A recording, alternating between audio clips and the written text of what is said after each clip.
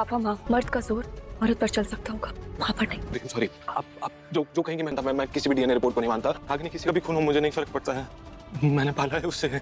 मान लीजिए कि मैंने आपको कभी धोखा नहीं दिया था। अपनी बेटी को आगे रख के तुम चिराग से अपना कैरेक्टर सर्टिफिकेट मांग रहे हो। उसकी मजबूरी का फायदा उठाना हो गया ना।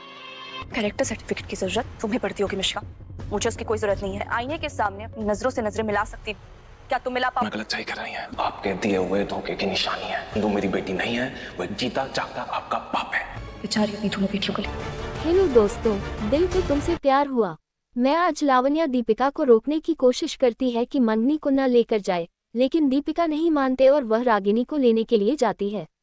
चिराग बहुत इमोशनल हो जाता है और वह अपनी चाची को मिली मनकी के लिए लेकर रोता है कि मैं अपनी बेटी रागिनी के बिना नहीं रह सकता हूँ। दीपिका जी उसे अपने साथ लेकर जा रही है। प्लीज कोई करो, कौन है, मैं उसके बिना नहीं जी सकता।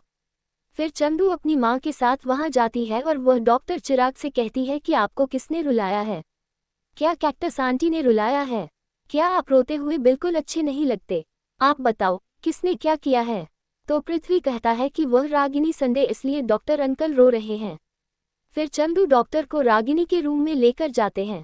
वहां दीपिका नागिनी से के लिए मिलती है और उसे अपने साथ लेकर जाने को कहते हैं। तो ओमकार दीपिका को रोकने की कोशिश करता है। दीपिका हाथ जोड़कर माफी मांगती है और कहती है कि मैं अपने बच्चों से इतने दिनों बाद मिली हूं और मैं इसे लेकर जाऊंगी। ऑफिस चंदू पूछता है कि चू चू चू, यहाँ तुम मेरी बहन हो क्या? तो रागिनी कहते हैं, हाँ मैं तेरी बहन हूँ। फिर दोनों बहनें गले मिलती हैं। तो चंदू रहती है, तो आप मेरे पापा हुए। डॉक्टर चिराग से गले मिलने को कहती है, तो डॉक्टर चिराग से जबरदस्ती के लिए मिल लेते हैं। डॉक्टर चिराग संधू से गले मिलना नहीं चाहता है और डॉक्टर चिराग से चंदू कहते हैं कि क्या मैं आपके पापा बुला सकती हूँ, लेकिन डॉक्टर चिराग चुप रहते हैं। फिल्म दीपिका चंदू रागिनी को लेकर जाने लगती है, तो डॉक्टर चिराग रागिनी का हाथ पकड़ लेते हैं और उसे जाने नहीं देते। तो दीपिका अपने भाई बलदेव से कहती है कि हम दोनों बच्चों को लेकर बाहर जाओ, मैं अभी आता हूँ। फिर डॉक्टर चिराग और दीपिका में तगड़ी बहस होती है।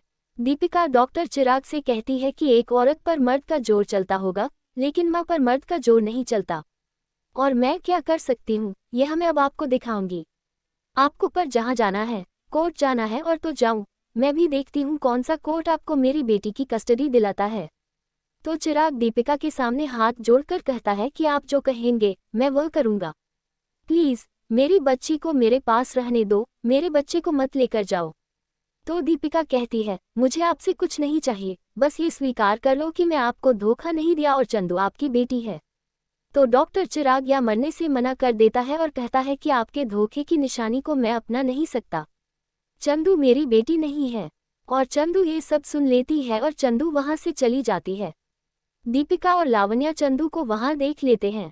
मिस कॉम्बी दीपिका से कहती है कि तुमने चिराग को धोखा दिया और जबरदस्ती हम अपनी बेटी को उनकी बेटी बनाने पर टोली हो। तो दीपिका मिस्का को जवाब देती है कि मैं अपनी नज़रें आईने से मिल सकती हूँ, क्या आप आईने में अपनी नज़र मिल सकती हैं? आप चुप ही रहे तो बेहतर होगा। और जानवी मिस कहाँ से कहती है कि तुम रागिनी को लिए बिना ही चुनाव के साथ लंदन चली जाओ, लेकिन मैं इसका रहती हूँ कि इतने सालों से दिन तुम इसलिए इस घर में अपनी जगह नहीं बन पाए हो, तुम बुद्धू हो। तुम्हें पता है चिराग की जान रागिनी में बसती है और मैं उसे नहीं लेकर जा सकती।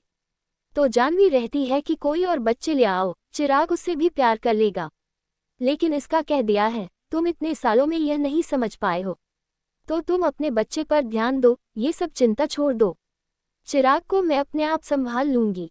और फिर दीपिका वहां से चली जाती है, चंदू के पीछे पीछे।